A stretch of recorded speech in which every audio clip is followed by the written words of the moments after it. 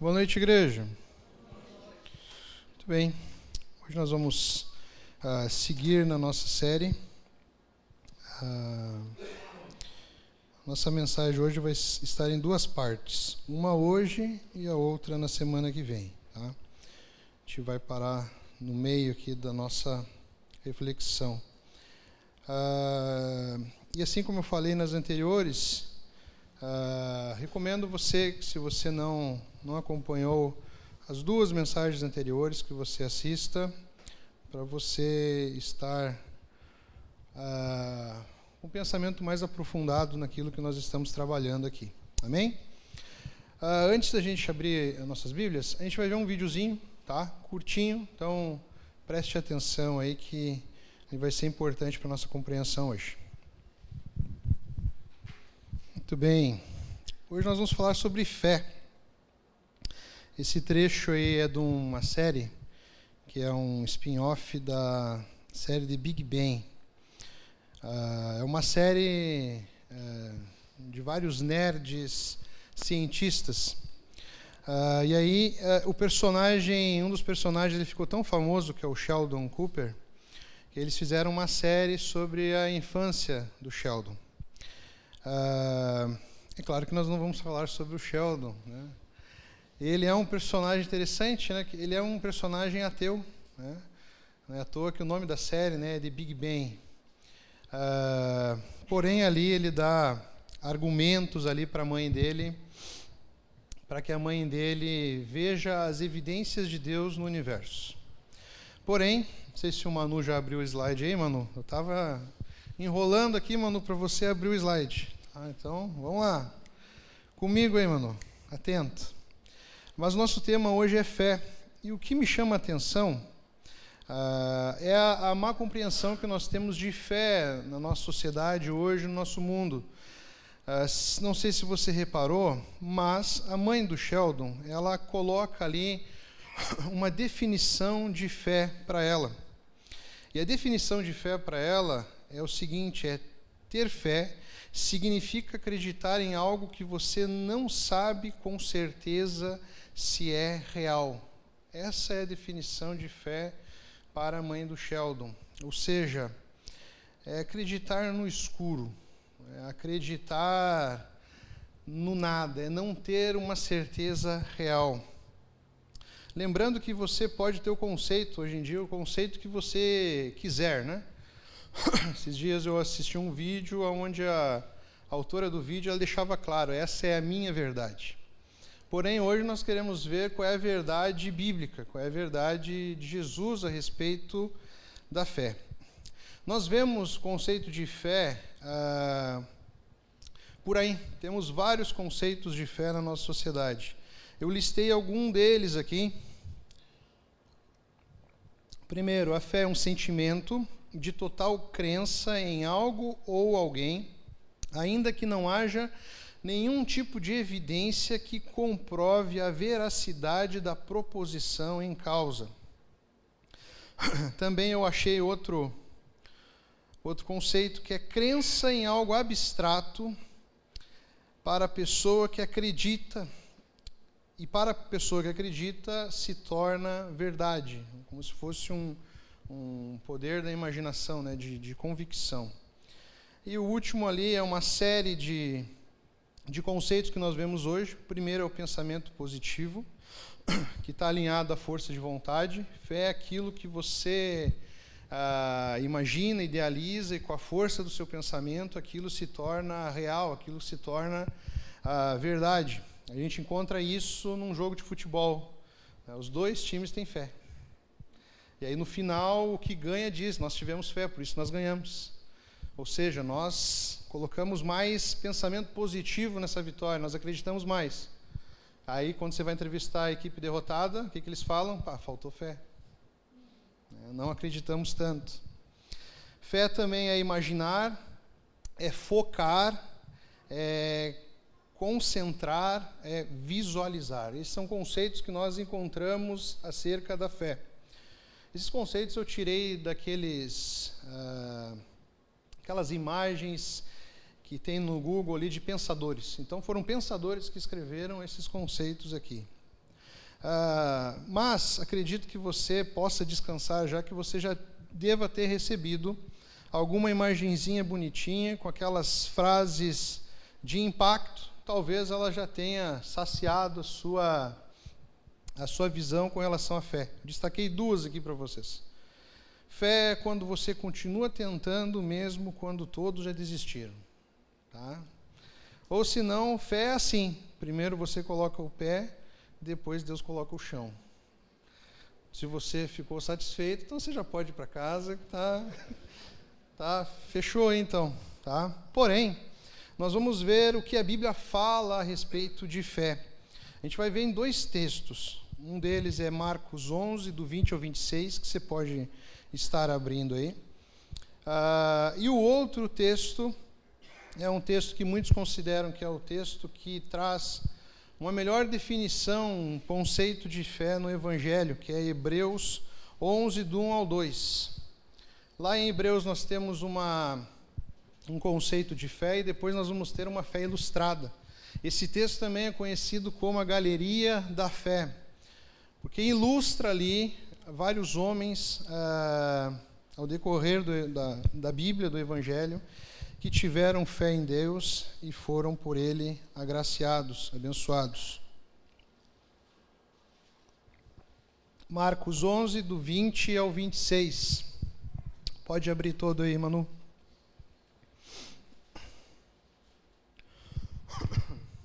Amém? Vamos orar antes de nós começarmos aqui? Obrigado, Deus. Muito obrigado, Pai, pela Tua graça, pelo Teu perdão. Obrigado, Pai, porque sem Ti nós não somos nada, Pai. Obrigado, Deus, porque podemos confiar em Ti, podemos confiar na Tua palavra, Pai. Que a Tua palavra, Deus, seja fundamento, Deus, para a nossa fé, Pai. Nós possamos buscar em Ti, Deus, a orientação para a nossa vida, Pai, e os conceitos, ó Deus, que nós precisamos, ó Pai. Perdoa os nossos pecados, traga, ó Deus, a nossa atenção para a Tua palavra, para o Teu Evangelho, Pai. Em nome de Jesus que nós oramos, amém. Muito bem. Lá em Marcos 11, do 20 a 26, vai dizer assim: Na manhã seguinte, quando os discípulos passaram pela figueira que Jesus tinha amaldiçoado, notaram que ela estava seca desde a raiz. Pedro se lembrou de que Jesus tinha dito à árvore e exclamou: Veja, Rabi, a figueira que o Senhor amaldiçoou secou. Então Jesus disse aos discípulos: Tenham fé em Deus. Eu lhes digo a verdade, vocês poderão dizer a este monte: levante-se e atire-se ao mar, e isso acontecerá. É preciso, no entanto, crer que acontecerá e não ter nenhuma dúvida em seu coração. Digo-lhe que se crerem que já receberam, qualquer coisa que pedirem em oração lhes será concedido. Quando estiverem orando, se tiverem alguma coisa contra alguém, perdoem-no, para que seu Pai no céu também perdoe seus pecados. Mas, se vocês se recusarem a perdoar, seu Pai no céu não perdoará seus pecados. Amém? Muito bem. Primeiro, para a gente poder entender esse texto, a gente precisa entender um pouco do contexto. Porque não sei se você reparou, no início do texto, a conversa se dá com Pedro, se lembrando que Jesus tinha dito a uma árvore, uma figueira, e ele olha para essa figueira, eles passam novamente na frente dessa figueira, e uma maldição que Jesus havia dito para essa figueira, acontece. Então essa figueira ela fica seca até a raiz. E aí Jesus responde a Pedro dizendo: tenham fé em Deus. Mas para a gente entender essa fé, para a gente entender todo o contexto, a gente precisa entender essa história da figueira. Se você olhar para a sua Bíblia, no capítulo 11 aí mesmo, você vai ver que o texto que a gente leu é o 20. E a história da figueira começa lá no verso número 12. Então a gente vai ler aqui a história da figueira. E o verso número 11, ele tem um sentido também para nós. Então nós vamos ler desde o 11. Jesus entrou em Jerusalém e foi ao templo. Depois de olhar tudo ao redor atentamente, voltou a Betânia com os 12, porque já era tarde. Agora o 12, versículo 12. Na manhã seguinte, quando saíram de Betânia, Jesus teve fome. Viu que a certa distância havia uma figueira cheia de folhas e foi ver se encontraria figos. No entanto, só havia folhas, pois ainda não era tempo de dar frutos. Então Jesus disse à árvore: nunca mais comam do seu fruto. E os discípulos ouviram o que ele disse. Começa a história da figueira. Aí depois, como se fosse um sanduíche, tem Jesus purificando o templo. O que acontece aqui? Aquele episódio famoso, onde Jesus entra no templo, vê muitas coisas de errado ali no templo. O templo estava sendo usado para negócio, o templo estava sendo usado para outros fins. Interessante que antes, Jesus, quando nós lemos no 11, ele vai até o templo, ele olha o que estava de errado, mas ele não faz nada. Aí vem a história da figueira, tá?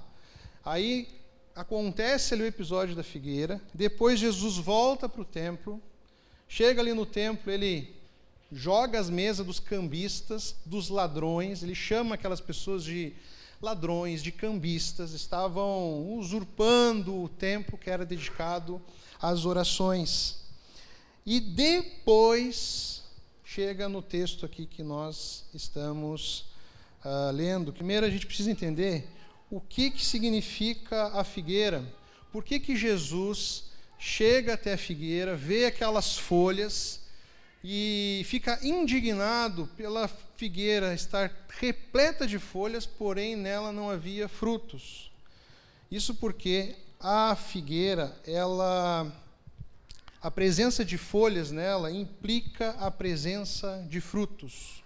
Ou seja, a figueira produz frutos antes das folhas. Ou seja, se você vê uma figueira cheia de folhas, pressupõe que naquela figueira tenha frutos.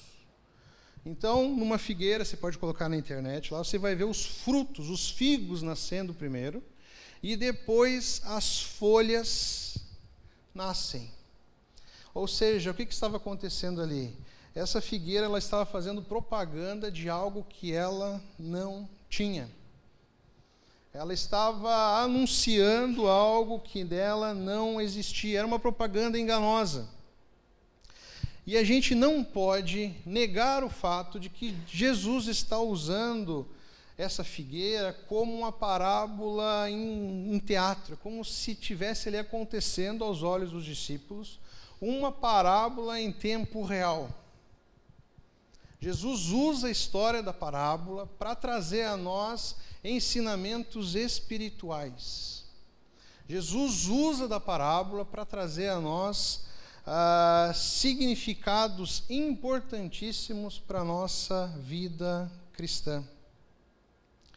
Então nós temos aqui uma figueira que se gabava das suas folhas, porém nela não havia fruto. O que isso representa na vida espiritual? Jesus está condenando aqueles que têm rituais, aqueles que têm pompas, aqueles que têm uma aparência religiosa muito bonita, aqueles que têm uma aparência de verdadeiros cristãos, só que é só uma aparência. Eles até chegam a ter profundos conhecimentos teológicos e a respeito do Evangelho, porém não há vida. Jesus condena aqueles que não têm uma fé verdadeira. E como nós temos visto ao longo das mensagens, uma fé verdadeira é uma fé que produz frutos. Se não há frutos, não há fé. 3 coisinhas aqui. Essa figueira ela era rica em folhas, ou seja, de formalidade religiosa, porém ela era estéril com relação aos frutos. Jesus aqui está se direcionando aos judeus, ao povo de Israel, que eles eram religiosos na aparência, mas não tinham vida, não tinham conteúdo, não tinham essência. Ele está fazendo o link aqui com o que ele faz no templo. É isso que ele condena ali no templo. As pessoas estavam lá cheias de pompas, todas preocupadas com a aparência, porém eram desobedientes a Deus. Não estavam preocupados com a essência, não estavam preocupadas com a verdade. 2. Naquela figueira é uma voz dirigida a todos os ramos da igreja em Cristo. Ou seja, a história da figueira ela não se limita ao povo de Israel, aos fariseus, à igreja daquela época. Ela chega até nós, em todos os lugares do mundo. É uma advertência, meus irmãos, contra uma profissão de fé vazia. O que é uma profissão de fé vazia? Alguém que declara ter fé em Deus, mas não vive isso. É mentiroso, é hipócrita. Ou seja, está desacompanhada de doutrinas e de um viver santificado. Não conhece o Deus a quem ele proclama, professa ter fé, e não produz o fruto, que é o fruto dessa fé verdadeira. E também a figueira é um aviso, um alerta a todos aqueles que são carnais, aqueles que não têm fé em Deus, hipócritas e crentes de falso coração. Ela está falando aqui para todos aqueles que anunciam que têm frutos, ou seja, estão cheios de folhas, mas não têm. E uma coisa que o texto deixa claro, que Jesus deixa claro, é que ele investiga a nossa vida, investiga o nosso coração. E Jesus ele tem permissão de chegar até nós e ver os frutos, exigir os frutos. Jesus mostra aqui que ele não pode ser enganado. Você pode enganar aos seus irmãos, você pode enganar uma sociedade, mas você não pode enganar a Deus. No pátio da casa do meu pai tem uma figueira. É muito fácil de você se enganar a respeito se ela está produzindo frutos ou não. As folhas, elas são parecidas com os figos. Diversas vezes eu já me desilugi já. Eu gosto de um figo bem geladinho. Doce de figo eu não gosto. Mas o figo eu gosto. Aí você olha assim de longe, ali tem um figo. Aí você chega lá, é folha. É folha. Ei, pai, vai dar figo esse ano? Não. Só está cheio de folha. Se fosse Jesus, aquela figueira iria receber uma condenação. Não há pior condenação que Jesus possa trazer à nossa vida, que Deus possa exercer na nossa vida, do que deixar nós à nossa mercê. Ou seja, sem a presença dele, sem a ação dele na nossa vida. Aquela árvore fazia propaganda de algo que não possuía. Aqui fica a primeira reflexão para nós. Nós estamos vivendo algo que nós não temos? Estamos aparentando, cuidando da superfície, cuidando da aparência, sendo que na nossa vida há uma mentira, não há de fato a presença de Deus? Infelizmente nós vivemos num mundo onde cada vez mais crescem os hipócritas, aqueles que procuram viver, principalmente nas mídias sociais, uma vida religiosa perfeita, uma vida religiosa de encher os olhos, porém, no seu coração, no seu íntimo, não há a presença de Deus, não há frutos. Que frutos são esses? Jesus, meus irmãos, ele não se contenta com folhas, ele não se satisfaz com a aparência, ele quer vida, ele procura frutos e não folhas. Jesus, ele não se deixa enganar, ele nos conhece profundamente. E o que esse texto da figueira está nos ensinando é que Jesus condena uma vida sem fé. Ou seja, uma religião formal e sem vida. Por isso que diversas vezes nós estamos voltando nesse ponto aqui na igreja, para não sermos meros religiosos e não termos uma vida com Deus. Um texto que sempre me chamou muita atenção é o texto de Mateus, onde algumas pessoas chegam até Jesus. Jesus diz que algumas pessoas vão chegar no céu e vão estar assim, ó, Jesus, aqui estou eu aqui, ó. E aí Jesus diz para elas assim, olha, eu não vos conheço. O que esse texto tem a ver com o nosso texto? Eram pessoas que viviam uma aparência religiosa. Nutriam algo que no seu interior, no seu coração, não existia. Viviam com uma máscara, viviam com uma aparência. Spurgeon diz que a profissão de fé sem a graça divina é a pompa funerária de uma alma morta. Ou seja, se nós professamos arrependimento sem tê-lo, é uma mentira. E o destino é uma condenação dolorosa. Aquela figueira recebe uma condenação dolorosa. Jamais ela daria frutos. Tem uma citação que eu passei ela por inteiro, aqui ela é longa, mas preste bem atenção. É de um teólogo que eu gosto bastante, o Riley. Ele vai dizer assim: nunca esqueçamos o fato de que o batismo em água, o fato de ser membro em alguma igreja local, participar na ceia do Senhor ou o uso diligente de cerimônias e formalidades externas do cristianismo são ineficazes para salvar as nossas vidas, as nossas almas. São apenas folhas, meras folhas. E sem fruto, a folhagem servirá somente para aumentar a nossa condenação eterna. E ele segue: tal como as folhas de figueira com que Adão e Eva fizeram para si vestimentas, essas folhas não conseguirão ocultar a nudez de nossas almas diante dos olhos de Deus que tudo vê. Além de não poderem dar-nos coragem quando estivermos perante o Senhor Deus no último dia, não, temos que produzir fruto ou estaremos perdidos para sempre. Deve haver frutos em nossos corações e em nossas vidas.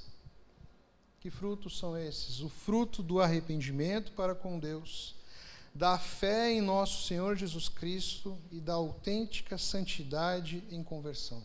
Fruto do Espírito. Sem esses frutos, declarar-se cristão servirá tão somente para afundar nossas almas no inferno. Entenderam? Entenderam? Meus irmãos, nós precisamos ter uma fé autêntica em Jesus. E uma fé autêntica em Jesus é uma fé, aqui ó, de coração, sincera, verdadeira, e uma fé que produz frutos. Um crente que não se arrepende, um crente que não exerce o arrependimento na sua vida, não faz sentido. Um crente que não tem como objeto da sua fé unicamente Jesus Cristo, não faz sentido. Um crente que não dá frutos na sua vida, também não faz nenhum sentido. Não é à toa que Jesus responde aos discípulos de maneira bem enfática, dizendo: tenham fé em Deus. Ou seja, não sejam como aquela figueira. Não sejam vazios, não sejam mentirosos. Tenham, pelo contrário, fé em Deus. E aí ele vai aqui colocar o que a gente vai ver na próxima semana, maneiras de nós exercermos a nossa fé. Mas primeiro a gente precisa entender de fato o que é essa fé que tanto nós precisamos e que faz total diferença na nossa vida. Porque se nós não tivermos fé, ou seja, se nós não crermos que Deus existe e é real para nós, não podemos nos aproximar dele. A nossa adoração não será aceita, as nossas orações não serão ouvidas, não haverá salvação, não haverá esperança. Aí sim a gente vai estar naquela fé ali da moça ali, da mãe do Sheldon. Uma fé que ela não tem certeza de nada. Ela não tem no que pautar, ela não tem no que descansar. Ela nem sabe de fato se aquilo existe, se aquilo é real. Hebreus 11, do 1 ao 3, vou dar um tempinho para você abrir lá. O autor ali em Hebreus, ele vai definir fé, ele vai começar o capítulo 11 definindo fé.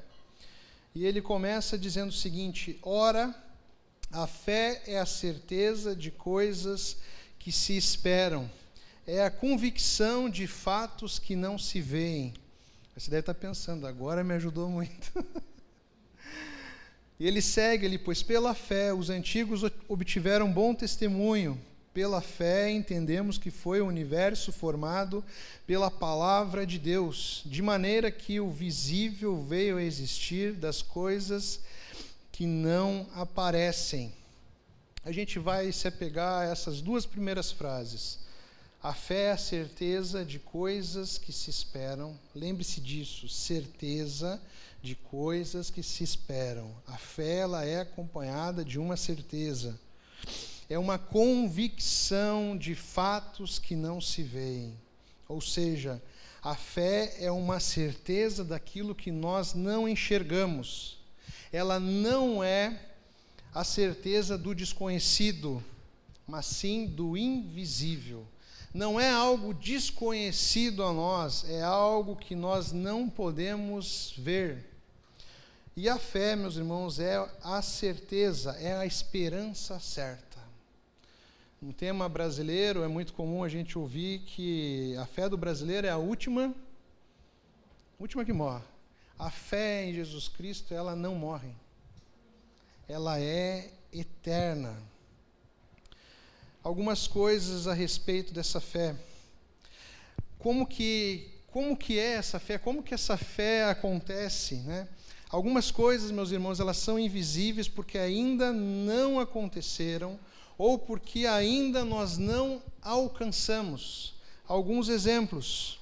Deus promete na sua palavra a todos os crentes que no momento em que morrermos, imediatamente nós gozaremos plenamente da companhia de Cristo. Você vê isso? Você consegue enxergar isso com seus olhos? Não. Outra promessa de Deus, Ele promete um corpo ressurreto como o corpo de Cristo. Você consegue visualizar isso? A absolvição total no juízo final. Um lar no céu e o prazer em Deus por toda a eternidade. Em um discipulado nessa semana, nós estávamos conversando como é o céu. E nós estávamos deslumbrando ali, cada um dizia o que tinha no céu. Eu falei que para mim no céu vai ter hambúrguer, no céu vai ser bem divertido e tal. Mas eu não sei de fato, eu não tenho uma imagem do céu porque eu não vi, eu não enxergo o céu.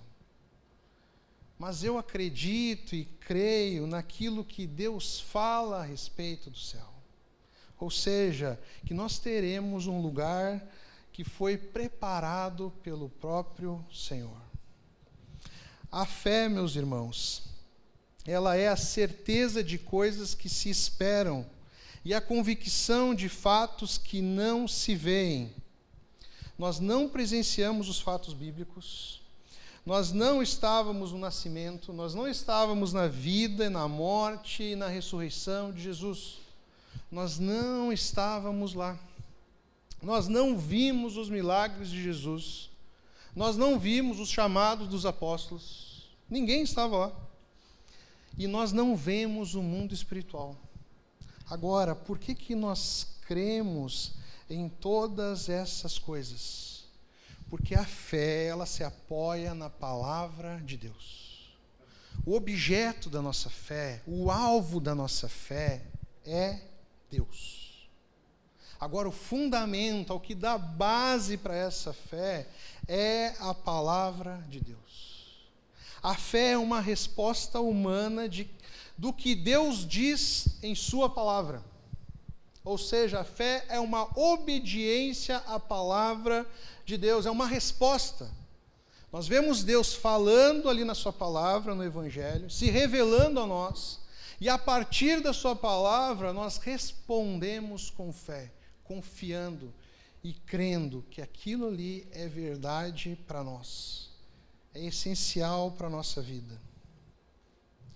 Porque Deus falou, nós cremos.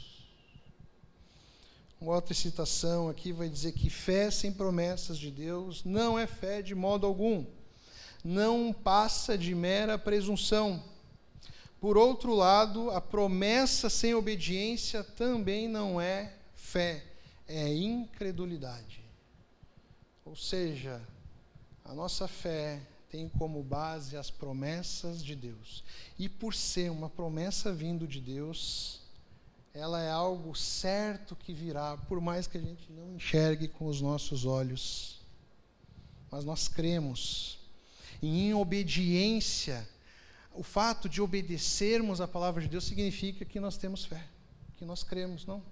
Estou ali, convicto. Eu vou dizer uma coisa para vocês, é muito melhor. Não há comparação entre crer em Jesus do que ter fé na vitória do Grêmio, do Peñarol, do Inter. Não há comparação. Não há comparação. Há uma história que o fato, a fé e a emoção estavam em cima do muro. E elas estavam caminhando em cima do muro. Lá na frente ia o fato e as promessas de Deus. Atrás do fato e olhando diretamente para ele, estava a fé. E atrás vinham as emoções e os sentimentos olhando para a fé. Quando a fé parou para olhar para os sentimentos que estavam acompanhando, para ver se de fato os sentimentos estavam vindo, a fé caiu do muro. Ou seja, meus irmãos, a fé precisa estar sempre olhando para frente, para Jesus, para as suas promessas, para os seus fatos. Crente não tem uma fé baseada simplesmente em emoções, em arrepios. Porque vai chegar um ponto que as emoções, os sentimentos não vão acompanhar a nossa fé. Não vão estar presentes.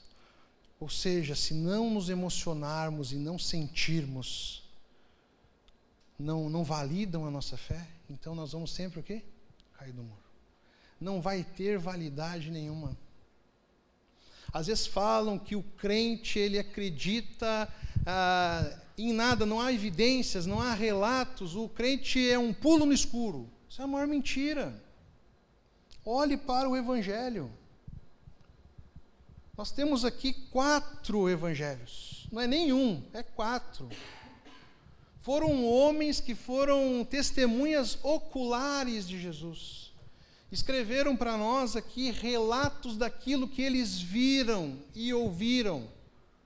É relatos de homens que caminharam com Jesus. Há sim evidências. Há muitas evidências, há muitos fatos. Testemunhas desses fatos. Uma palavra que foi escrita e passa de geração em geração. Há muito tempo atrás eu vi um relato, eu fui procurar de novo essa semana, de uma, como é que é o nome daquela atriz? Bruna Marquezine, junto com a Fernanda de Souza, que era a esposa do Tiaguinho, tá certo, né? Fernanda de Souza, sei que vocês conhecem tudo aí. Aí, elas estavam juntas, testemunhando ali o que foi para elas uma presença de Deus, definindo ali para elas o que era ter uma experiência com Deus. E aí o relato é exatamente assim, depois você procura lá no YouTube. E se você quiser ficar mais apavorado ainda, a Fernanda Souza, ela fez um vídeo explicando como é a fé dela em Deus. Elas foram para uma célula, elas foram para um grupo que se reúne para buscar a Deus. Elas chegaram naquela célula, e a Fernanda e a Bruna contando, as luzes estavam apagadas, as pessoas ali estavam louvando a Deus, e elas se impressionaram com aquilo, de ver as pessoas louvando a Deus. Aí aquele ambiente com a luz baixinha, com as pessoas cantando, de repente elas ficaram arrepiadas. E elas definiram tudo isso como presença de Deus. Como se fosse um fundamento, uma base para elas crerem na existência de Deus. Como eu falei, cada um tem a sua verdade. Mas a fé em Cristo Jesus, ela não é baseada em sentimentos. Ela não é baseada em arrepios. Esses dias eu fui dormir, eu estou dormindo num colchão do lado das minhas filhas, que a Elisinha está naquela fase, né, de se acostumar a dormir sozinha. Ela só consegue dormir abraçada em mim, ou na Pri. Mas abraçada mesmo, pensa num carrapato, é ela. Coladinha. Aí esses dias eu fui deitar, ela já estava deitada, dormindo, fui deitar, estou dormindo lá bem tranquilo, bem sossegado. De repente, eu senti algo nas minhas costas, eu dei um pulo, pensei que era um bicho caminhando aqui, eu fiquei todo arrepiado. Quando eu olhei para o colchão, era a mãozinha da Elisa, assim. Elisa. Os sentimentos nos enganam. Qualquer coisa pode ser um arrepio. Eu não estou dizendo que a fé não te constranja, a fé não te emocione, que você não tenha experiências com Deus, que você se emocione, que você chore, que as lágrimas caiam. Mas ela precisa estar acompanhada dos fatos de Deus, de Jesus, das suas promessas. Ela não pode caminhar sozinha, sem nada. Aí nós vamos cair num grande erro, num grande perigo de achar que tudo é Deus. Tudo é Deus. Tu está na dúvida de uma questão a decidir para a tua vida, tu está na dúvida em que passo dar, em que direção ir. Aí você coloca decisões importantes na tua vida, não no que a palavra de Deus diz e revela. Nós colocamos naquilo que nós sentimos. Não, meu coração está dizendo que eu tenho que ir para cá. Buraco. A palavra de Deus diz que as emoções do coração, ele é o quê? Enganoso. Ele nos engana. Nos faz pensar uma coisa, nos faz descansar numa coisa. Mas nós esquecemos aí de ver aquilo que está escrito, aquilo que está revelado, e aquilo que os homens de Deus mais descansavam, que era no quê? Na palavra de Deus. A fé, meus irmãos, não é presunção. A gente começa a colocar essa questão de achismos pessoais, de fruto da nossa imaginação, como fé, como promessa de Deus. É muito comum a gente ver por aí, esse ano é o ano das promessas de Deus. É o ano que Deus vai responder às suas promessas. Só que essas promessas não são promessas bíblicas. Que promessas são essas? Deus me prometeu que Ele vai me dar um carro novo. Deus me prometeu que Ele vai me dar uma casa nova. Deus me prometeu que Ele vai me dar uma condição melhor. Aonde que Deus prometeu isso? Da onde que nasceu isso? Da onde? Da imaginação, da convicção, de idealizar algo. Meus irmãos, o que Deus prometeu para você? O pastor vai falando lá, o cara imagina, não, ele prometeu isso. Aí ele idealiza algo e ainda dá o carimbo de Deus ali, foi Deus que me prometeu, e esse ano Ele vai me dar isso aqui. Isso não é fé. Porque o fundamento não é a palavra de Deus. É o seu coração, é os seus sentimentos, é a sua vontade. É o seu idealizar. Isso não é fé. Em nenhum momento nós vemos a fé assim, direcionada assim. Como eu falei, o texto de Hebreus, ele vai desenhar, ele vai seguir aqui ilustrando. Se não ficou claro, ele vai dar exemplos claros. Não é à toa que o segundo versículo ele vai dizer ali, né? Testemunhas que foram agraciadas por Deus, que tiveram a sua fé aprovada diante de Deus. A lista é longa, eu destaquei alguns aqui para nós hoje.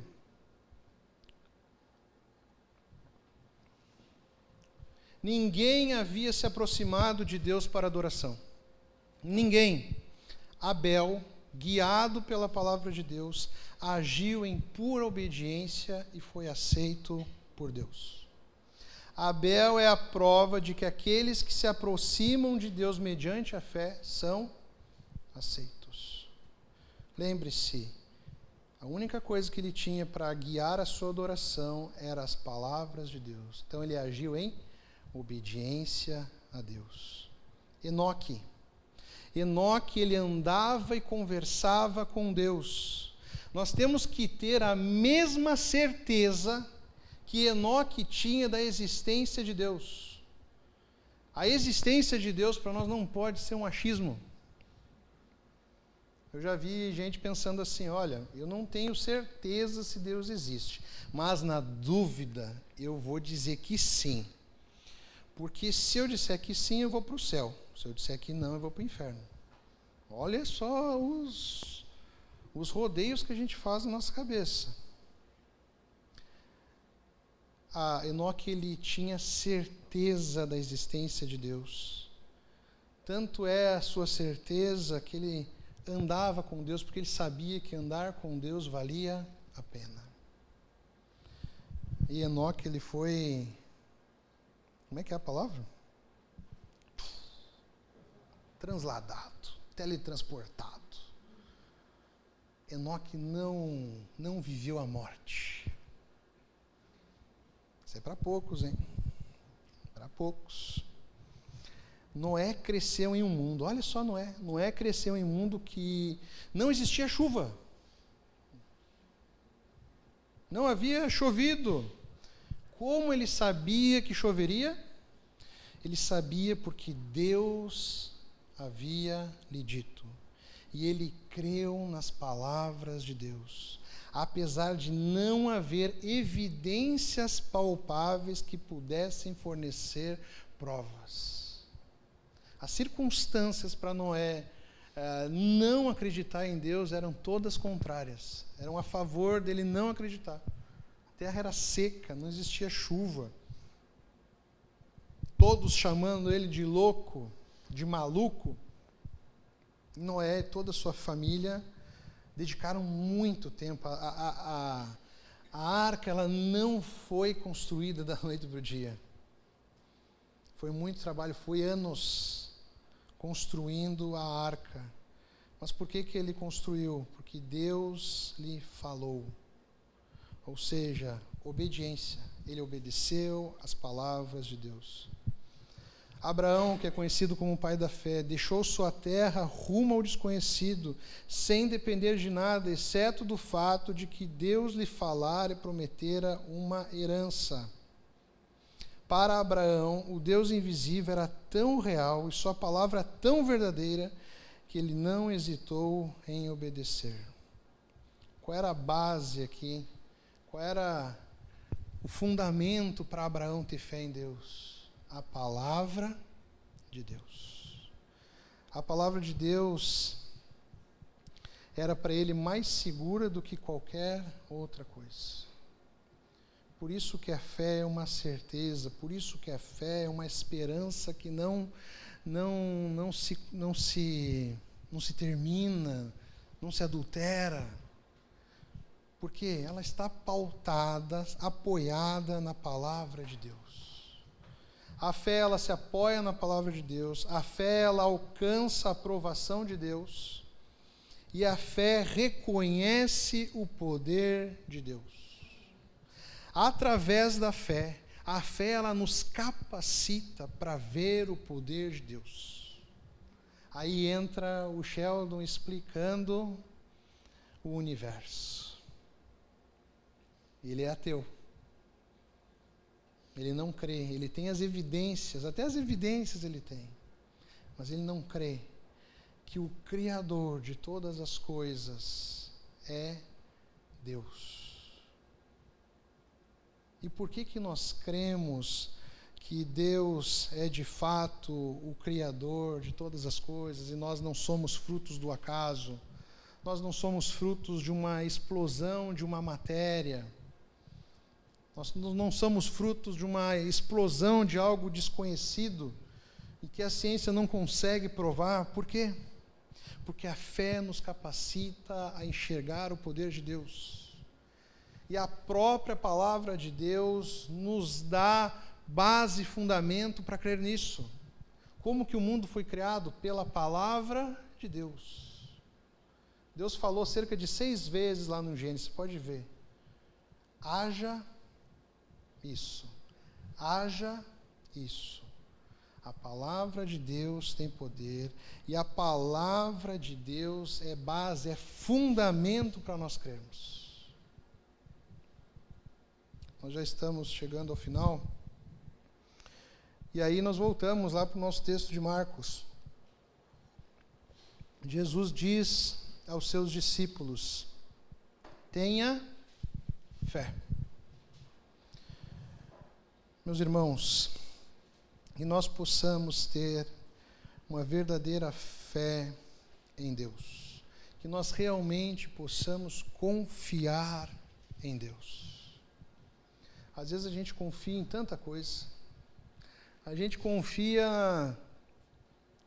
você quer fazer uma receita de bolo, você abre um vídeo no YouTube, você assiste um vídeo de alguém que você nunca viu na vida, você assiste um vídeo de um cara desconhecido, ele vai dizendo lá o que você tem que fazer e você vai fazendo, confiando que aquilo ali vai dar certo. Agora, Deus, Ele está se revelando a nós, se revelou a nós através da sua palavra, está ditando a forma como nós devemos viver, e nós não temos ouvido, nós não temos confiado do que Deus tem para a nossa vida e para o nosso viver. Nós precisamos exercer mais a fé na nossa vida, colocarmos Deus como prioridade, como ouvinte número 1 das nossas ações. Ou seja, antes de falarmos os nossos planos para os amigos, para os próximos, devemos falar nossos planos para quem? Para Deus. A primeira pessoa que nós devemos buscar instrução e direção é Deus. Você tem tomado direções na tua vida, você tem tomado decisões. Alguma delas você tem buscado o direcionamento de Deus? Buscado a opinião de Deus, o desejo de Deus para a sua vida? Algumas coisas para nós pensarmos e agirmos, que a nossa fé ela possa ser verdadeira, que ela não seja falsa, que ela não seja enganosa, que ela não seja superficial. Não esqueça disso. Acredito que a gente não vai falar mais sobre frutos agora, a gente vai parar. Mas não esqueça disso. Os frutos precisam nascer. Jesus precisa ver os frutos em nossa vida. Fruto do arrependimento. O cristão, ele busca arrependimento constante. Porque ele reconhece o seu pecado, ele reconhece a sua natureza.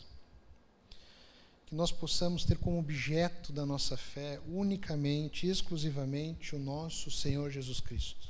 Por isso que ela é uma fé verdadeira, porque o objeto é poderoso.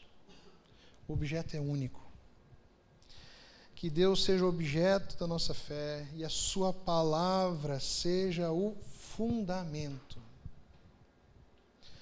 Se nós queremos crescer em conhecimento, em intimidade com Cristo, nós precisamos buscar mais a palavra de Deus.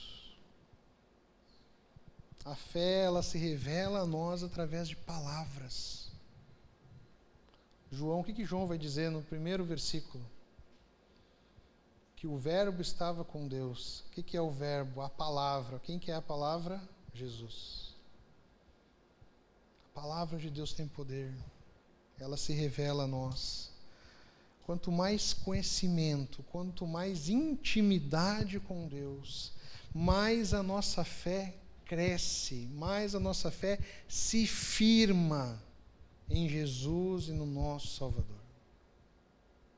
Nós tendo uma fé madura e firme, irão vir as mentiras, irão vir as enganações, irão vir os contos, as fábulas, o que a palavra vai dizer, ventos de doutrinas e heresias. Mas como a nossa fé está pautada na palavra, em Jesus, nós permanecemos o quê? Firmes, ancorados em Jesus. Amém?